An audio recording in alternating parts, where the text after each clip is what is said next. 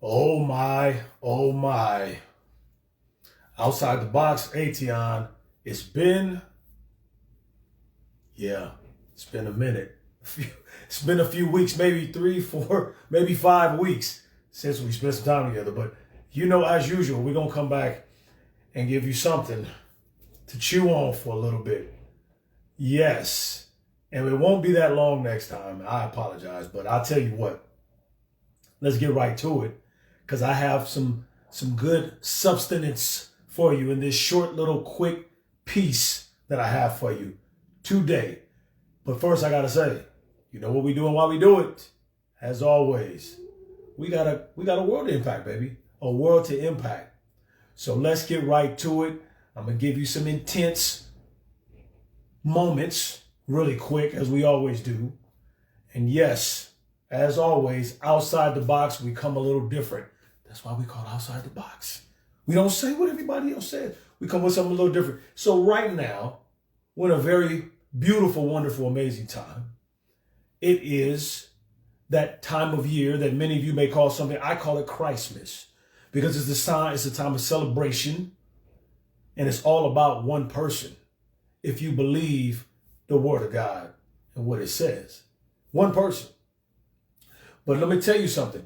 There are outside forces. People want to try to make you feel, experience, and see things a certain way. People talking about the winter solstice, and we just had that began on December 21st, just a couple nights ago, where the Saturn and Jupiter are supposed to conjoin, and these are actual acts that pagan people do practice. They practice paganism, as always. And I spoke to you before, back in April or March, in reference to the Passover and what it stands for in the eyes of those who really know Christ, as opposed to what pagan people stand for, what they're looking to make this about. Well, they're doing the same thing, as they always do, with other aspects of life, of other aspects of things that God made sacred. And we're going to turn it into something else. So winter solstice is just another one of those things that they turn into something. December 21st, Saturn and Jupiter conjoin, and they bring in the age of Aquarius. And this is literally a time where they do believe that they're supposed to bring spirits and aliens and things like that into our atmosphere, which sounds crazy. But if you don't believe for a second that this world has experienced spiritual warfare, things from other dimensions coming into our atmosphere, and I'm not talking about aliens, I'm talking about spirits, because the Bible told us it was going to happen. So it does take place. It does happen in people, and spirits do enter people. That is real. It's legit. And this is why it's so important that we understand what we really stand for, what we represent, and who we celebrate, especially at this time of year.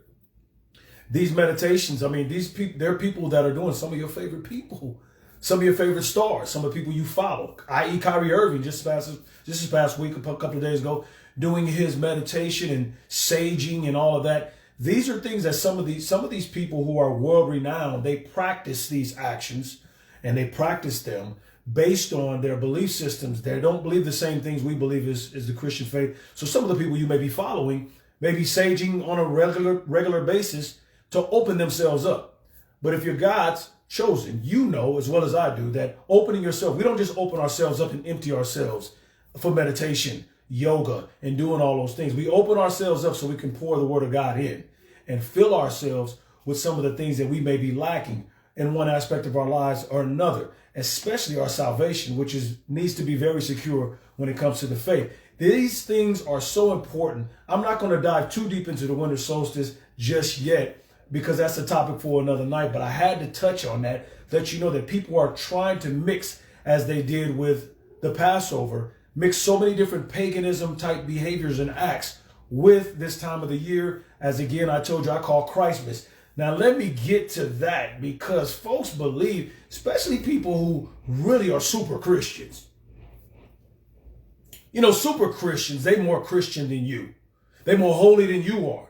They don't even call God Jesus. They don't even call Jesus Jesus. They call him something else. They use a different pronunciation. They say it differently, and that makes them, and they can't. I'm like thinking to myself, well, you may have to just take your Hanes briefs off. I told you that back in the Passover time. Take off your Hanes briefs. Take off your name brand shirt. Stop saying July and call Rahushapay or whatever you want to call it. Just change everything you do, because the months, the days of the week, they're all affiliated with something other than what we believe in. But we still call it that because that's the world we live in. Use your brain. It's not that difficult. But if you want to say, I'm not saying July no more, then don't say July. Say whatever it is you want to say. I'm not, Sunday is really on Monday because in the stars and okay, listen. At the end of the day, is your salvation secure? At the end of the day, that's what this comes down to. Who do you serve? Jeremiah, they bring this into the equation. Jeremiah said, don't go outside and bring the tree in and carve, name me, any of y'all, raise your hand if you went outside and you cut the tree down like Jeremiah was talking about. You brought it in your house and you carved the face of an idol in that tree. And you took all the branches off it. It was just a tree sitting in your living room with a bunch of ornaments and crazy stuff on it and a face of a god inside the tree. Did you do that? I don't recall doing that. I have a tree in my house, but I didn't go cut it and carve a face of a god or an idol inside the tree. That's what Jeremiah was talking about. But folks want to turn it into something different for their own benefit because they're more holy than you are, or they're more Christianese than you are. My tree originated in my garage. I went to the garage, I brought it out, I started putting the pieces on there together, and I made it look real pretty, and I put the tree together, and that's where my tree originated. I didn't go get a tree outside and carve it and put the face of a god or goddess in the tree, and I don't serve anybody other than Christ, which is why I call it Christmas. And I need you to know and understand something. Your salvation is with him, not with what people say. And I'm going to tell you something else. December 25th was not and may not have been the day that Christ was born. But if I want to celebrate the birth of Christ, just like I celebrate the resurrection of Christ, I can celebrate it any day in the calendar year that I may want to celebrate it.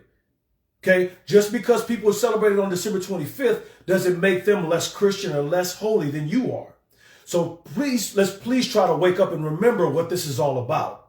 Because the world will have you believing something if you're not secure in your faith with God. I'll read something to you really quickly just to give you a little brief taste of this, to say this. We know, as this book of, the book of John basically said this, we know that we have come to know him if we keep his commandments. Are you keeping his commandments? Are you doing what he called you to do? Are you being obedient to his word? Check your vital signs. That's the way I look at it. Check your vital signs. This is vital. It's vital to what we stand for. Are you keeping his commandments? Are you loving other people? Do you love God? Are you refusing the world's principles? Are you understanding biblical truth? Are you operating in righteous behavior? Are you in opposition to the world? And if you can answer those questions, then again, I don't think it really matters what day of the calendar year that you decide to celebrate the birth of Jesus Christ. You may do that on your own terms without the permission of anybody else. We could celebrate the Passover. We could celebrate what the world calls Easter. We could celebrate what the world calls Christmas or celebrate Christmas.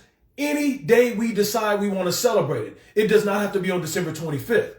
But people will have you believing that if you do celebrate it on December 25th, you are now practicing paganism.